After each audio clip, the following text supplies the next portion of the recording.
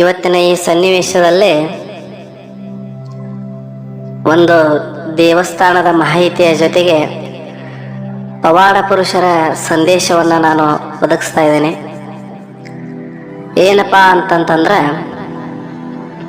ಶಿಶುನಾಳ ಶರೀಫರು ಮತ್ತು ಗೋವಿಂದ ಭಟ್ರು ಎಷ್ಟು ಅವರ ಗುರು ಶಿಷ್ಯರ ನಡಬರಕ ಸಂಬಂಧ ಗಟ್ಟಿಯಾಗಿತ್ತು ಅಂತಂದ್ರೆ, ಎಲ್ಲೇ ಹೋದರೂ ಇಬ್ಬರು ಜೊತೆಯಾಗಿ ಹೋಗೋರು, ಹಲವಾರು ಪವಾಡಗಳನ್ನು ಮಾಡೋರು. ಜಾತಿಯಲ್ಲೇ ಗುರು ಗೋವಿಂದ ಭಟ್ರು ಬ್ರಾಹ್ಮಣರು, ಶಿಶುನಾಳ ಶರೀಫರು ಮುಸ್ಲಿಮರು.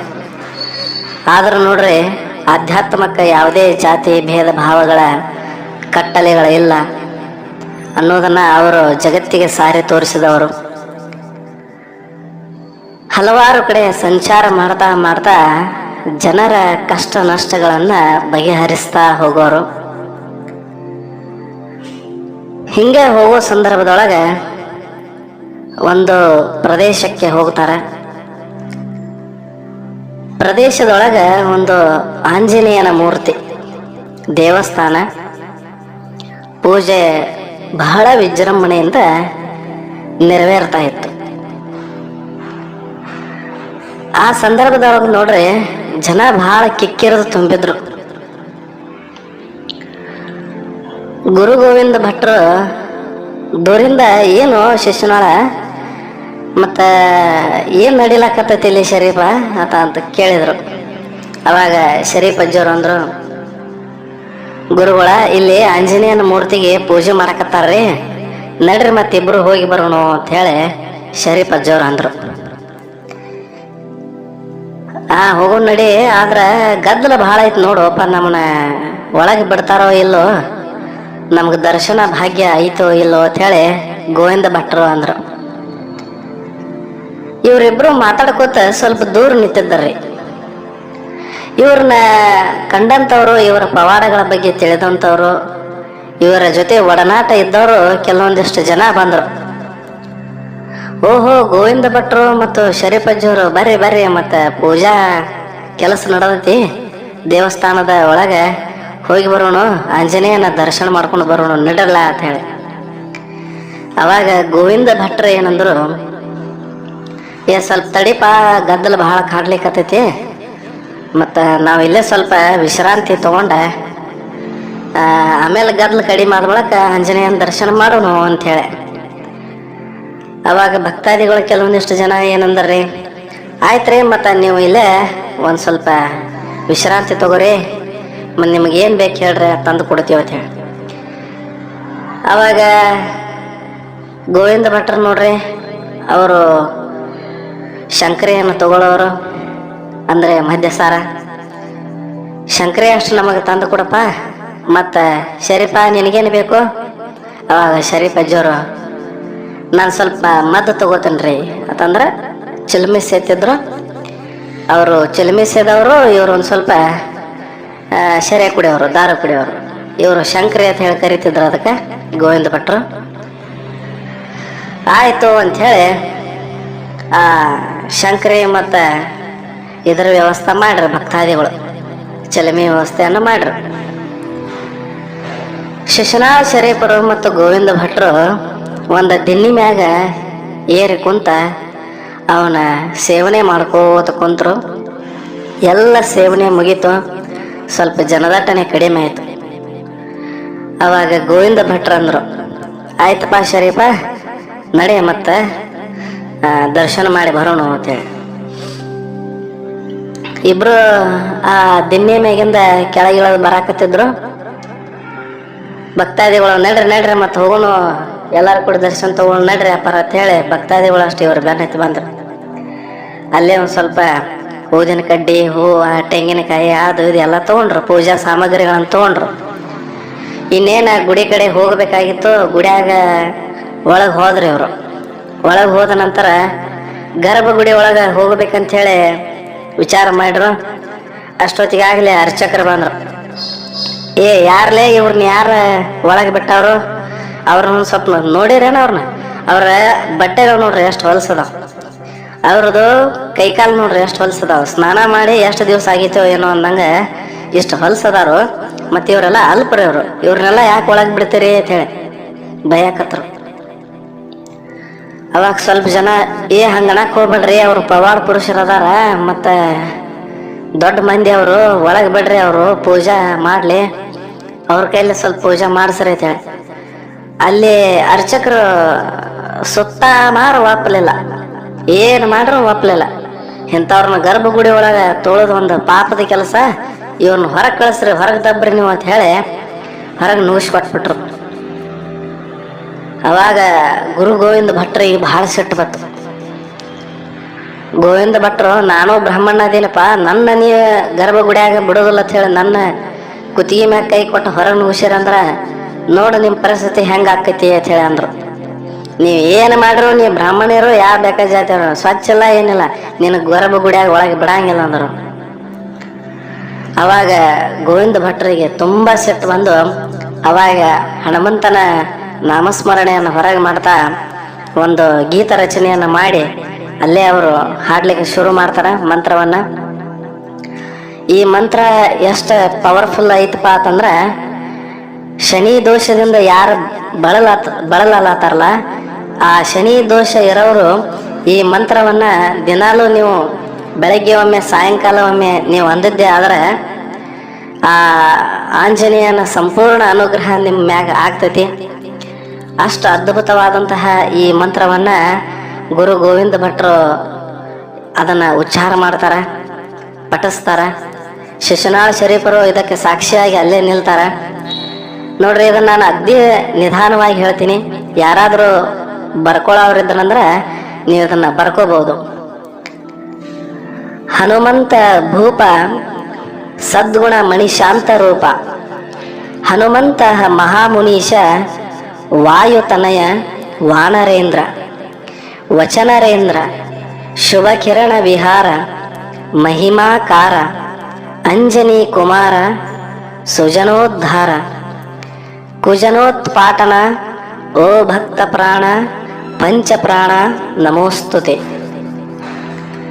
ಕ್ಷೋಣಿಪಾಲ ರಘುಚರಣ ಸೇವಕ, ಕಪಿವರ ಕರುಣಾ ಕೃಪಾಳು, ಶರಣು ಮಾಂಪಾತು ಶರಣು ಶರಣೈ.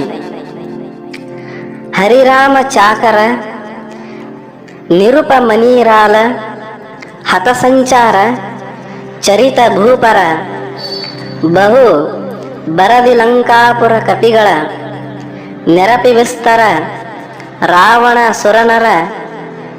ಸುರನರಹಿದ, ಧೀರ ಕುಂಭಕರ್ಣ ತಾಟಕಿಯರ, ಭರದೂಷಣ ಕರಾದಿಗಳ ಸಂವರ ಪರಾಕ್ರಮ, ವೀರ ನಿನ್ನ ಶ್ರೀಚರಣಕ್ಕೆ ಪರಾಕು ಪರಾಕು ವಂದಿಪೆ ಶರಣು ಶರಣು. ಜಿತೇಂದ್ರಿಯ ಜಯ ಶುಭಮತಿ, ಜಲಸ್ತಟ ಪಥಸಾರ, ನಿರ್ಮಿತ ನಿರಂತರ ಹತಾಶಧಾನವ ಪತೀಂದ್ರ, ಜಿತುವಿನ ಮತನ ಮಾರುತ ತನಯ, ವಿಭೀಷಣ ಗತಿ ಮಧ್ಯ ಪದದಾಯಕ, ಹಿತ ಸಹಾಯಕ ವ್ರತಸ್ತಂಭನ, ಅತೀತ ಮಾರುತಿ ನುತಿಪೆ ನಿನ್ನ ಪಾದಗತಿ ಎನ್ನುತ್ತ, ಸರ್ವತಾ ಸೇವಿಪೆ ಬಲಾವಂತ ಬಾಲಕ, ರಾಮ ಭೂಪಾಲ ರಘುವರ ಜಾಲ, ಲಲಾಮ ರಘುಕುಲಜ ರಾಮ ಸೇವಕ, ಸಲುಹಿ ಸಮರಧೀರ ಕುಲ, ಲಕ್ಷ್ಮಣ ಗೊಲಿದು ಜೀವ ಉಳಿಸಿ ಫಲಗೊಳಿಸಿದೆ, ಪಾತಾಳಕ್ಕಿಳಿದು ಆ ಮಹಾಮಲಿತ ಮೈ ರಾವಣ ರಕ್ಕಸರ ತುಳಿದೊತ್ತಿ, ಲವಕುಶ ಕುಮಾರರ ಫಲಗೊಳಿಸಿ ಜಾನಕಿ ರಾಮ ಫಲಗೊಳಿಸಿದೆ. ನಿಜ ಲೀಲಾ ಮೂರ್ತಿ ಬಲೆ ಬ್ರಹ್ಮಋಷಿ ಕುಲೋತ್ತಮ ಭಜೆ, ಬಾಲದಂಡ ಬಲಭೀಮ ದಯಾಳು ಮಂಡಲೇಶ ಕೋದಂಡ ಹರಿವರ, ಪಾಂಡುತನಯ ಗಾಂಡೀವರತ ಉಗ್ರಾದಿ ಕಂಡು ಪತಾಕೆ ಕುಂಡಲಿಯೋಳ ನಿನ್ನ ಅಂಡಲಿವ ಕುರುಷೆನ್ನೆ ಕಲಹದೋಳ ದಿಂಡು ಕೆಡವಿ ಬ್ರಹ್ಮಾಂಡದೋಳ್ ಬಹುಪುಂಡ ಗ್ರಾಮ ಅತ್ತಿಗೇರಿ ಸ್ಥಳದ ಪ್ರಚಂಡ ವೀರ ಹನುಮಂತ ಪ್ರಭು ಉದ್ದಂಡ ಗೋವಿಂದ ಕರುಣದಿ ಕಂಡು ಗುರುಸುವೆ ನಿನ್ನ ಪಾದಕ್ಕೆ ದುಲವಕರ ದಂಡೆತ್ತಿ ನಮೋ ನಮೋ. ನೋಡ್ರಿ, ಇದನ್ನ ನೀವು ನಾನು ನಿಧಾನವಾಗಿ ಹೇಳೀನಿ. ನೀವು ಇದನ್ನ ಒಂದು 2-3 ಸಲ ಪ್ರಾಕ್ಟೀಸ್ ಮಾಡ್ರ ಅಥವಾ ಓದ್ರ ನಿಮಗದು ರೂಢಿ ಆಗ್ತೈತಿ. ಬೆಳಗ್ಗೆ ಒಮ್ಮೆ ಸಾಯಂಕಾಲ ಒಮ್ಮೆ ಇದನ್ನು ನೀವು ಆಂಜನೇಯನ ದೇವಸ್ಥಾನದೊಳಗರ ಏನ್ರಿ ಅಥವಾ ಮನೆಯಲ್ಲೇ ಆಂಜನೇಯನ ಮೂರ್ತಿ ಮುಂದೆ ಅಂದು ಆಂಜನೇಯನಿಗೆ ಪ್ರಸಾದವನ್ನು ನೀವು ಮಾಡಿದ್ದಾದ್ರೆ ಆಂಜನೇಯನಿಂದ ಸಂಪೂರ್ಣವಾಗಿ ಶನಿ ದೋಷ ಸ್ವಲ್ಪ ಪ್ರಭಾವ ಕಡಿಮೆ ಆಗ್ತೈತಿ. ಯಾಕಂತಂದ್ರೆ ಎಲ್ಲರಿಗೂ ಶನಿ ದೋಷ ಯಾರಿಗೂ ಬಿಟ್ಟದಲ್ಲ. ಎಂಥ ದೇವತೆಗಳಿಗೂ ಸಹ 7.5 ಶನಿ ದೋಷ ಹತ್ತೈತಿ. ಅವರು ಸಹ ಅದನ್ನು ಅನುಭವಿಸ್ಯಾರ. ಇಂಥ ದೇವತೆಗಳಿಗೆ ಶನಿ ಕಾಟ ತಪ್ಪಿಲ್ಲ. ಆದ್ರೆ ಒಂದು ಸಲ ಏನಾಯ್ತು, ಆಂಜನೇಯನಿಗೂ ಸಹ ಶನಿ ಮಹಾರಾಜ, ಶನಿ ಮಹಾತ್ಮ 7.5 ನಿನಗೂ ಅನುಭವಿಸ್ಬೇಕು ಅಂತ ಹೇಳಿ ಆಂಜನೇಯನಿಗೆ ಆ ದೋಷವನ್ನ ಹಾಕ್ಲಾಕ ಬಂದಾಗ ಆಂಜನೇಯನ ಮೇಲೆ ಯಾವುದೇ ರೀತಿ ಆ ದೋಷ ಪರಿಣಾಮ ಬೀರುವುದಿಲ್ಲ. ಅವಾಗ ಎಷ್ಟ ಸಿಟ್ಟಿನಿಂದ ತನ್ನ ಗರ್ವದಿಂದ ಶನಿ ಮಹಾತ್ಮ ಏನ್ ಮಾಡ್ತಾನೋ ಅವನ ತಲೆಯ ಮೇಲೆ ಆ 7.5 ದೋಷವನ್ನು ಹೇರ್ಲಕ್ಕೆ ಪ್ರಯತ್ನ ಮಾಡ್ರೂ ಅದು ಸಾಧ್ಯ ಆಗೋದಿಲ್ಲ. ಅದರಿಂದ ವಿನಃ ಅವನ ಗರ್ವವೆಲ್ಲ ಭಂಗ ಆಗಿ ಅವ ಕ್ಷಮಾಪಣೆಯನ್ನು ಕೇಳ್ತಾನ ಆಂಜನೇಯನಿಗ. ನಂದು ತಪ್ಪಾಯ್ತು, ನಾನು ಕ್ಷಮಿಸಿಬಿಡು. ಮತ್ತು ಈ ನನ್ನ ತಪ್ಪಿಗಾಗಿ ಏನು ಪ್ರಾಯಶ್ಚಿತ್ತಪ್ಪ ಅಂತಂದ್ರೆ, ನಿನ್ನ ಭಕ್ತರ ಯಾರದಾರೋ ಆ ನಿನ್ನ ಭಕ್ತರಿಗೆ ನನ್ನ ಪ್ರಭಾವ ತಕ್ಕ ಮಟ್ಟಿಗೆ ಸ್ವಲ್ಪ ನಾನು ಕಡಿಮೆ ಮಾಡ್ತೀನಿ. ಯಾಕಂದ್ರೆ ಸಂಪೂರ್ಣವಾಗಿ ದೋಷವನ್ನು ನಿವಾರಣೆ ಮಾಡೋದು ಅದು ಯಾರ ಕೈಯಿಂದಲೂ ಸಾಧ್ಯ ಇಲ್ಲ.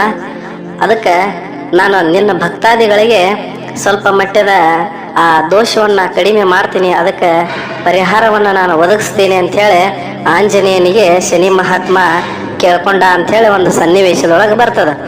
ಅದಕ್ಕೆ ಆಂಜನೇಯನ ಭಕ್ತರು ಯಾರು ಇರ್ತಾರೆ ನೋಡ್ರಿ, ಅವರಿಗೆ ಶನಿ ಕಾಟದಲ್ಲಿ ಸ್ವಲ್ಪ ಮುಕ್ತಿ ಸಿಗ್ತದೆ.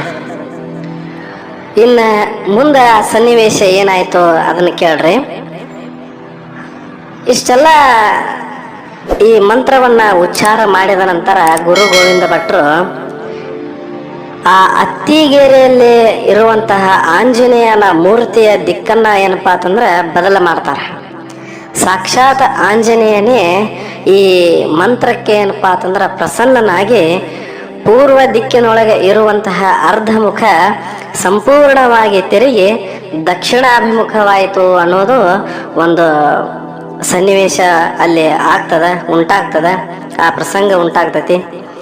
ನೀವು ಅತ್ತಿಗೆರೆಯ ಒಳಗೆ ಈ ಮೂರ್ತಿಯನ್ನ ಈಗಲೂ ಸಹ ನೀವು ನೋಡಬಹುದು.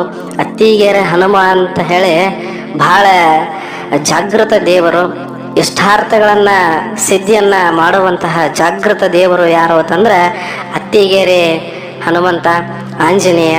ಸಂಪೂರ್ಣವಾಗಿ ಮುಖವನ್ನ ಸಂಪೂರ್ಣವಾಗಿ ದರ್ಶನವನ್ನು ಮಾಡುವುದು ನಾವು ಇದೇ ದೇವಸ್ಥಾನದಲ್ಲಿ.